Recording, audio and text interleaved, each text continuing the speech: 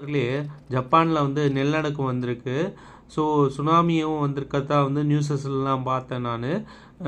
So இந்த நிரந்தரம் இல்லாத உலகத்தில் நம்ம வாழுற வரைக்கும் மற்றவங்களுக்கு உதவி செஞ்சுட்டு சந்தோஷமாக இருந்துட்டு போகணுமே தவிர்த்து மற்றவங்களுக்கு நம்மளால் முடிஞ்ச அளவுக்கு உதவிகளை செய்யணுமே தவிர்த்து மற்றவங்களுக்கு வந்து இடையூறாக இருக்கக்கூடாது.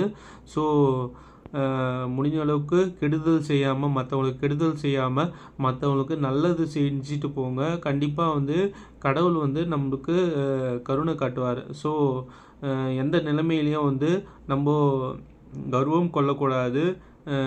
இந்த 2024ஆம் ஆண்டு முதல் நாளே வந்து ஜப்பானில் வந்து நிலநடுக்கம் வந்திருக்கிறது வந்து ஒரு அதிர்ச்சிகரமான விஷயமா இருக்குது. ஸோ இன்றைக்கி இருப்போமா நாளைக்கு இருப்போமான்றது நம்மக்கிட்ட கிடையாது, கடவுள்கிட்ட தான் இருக்குது. ஸோ முடிஞ்ச அளவுக்கு உதவி பண்ணுங்கள் எல்லாருக்கும்.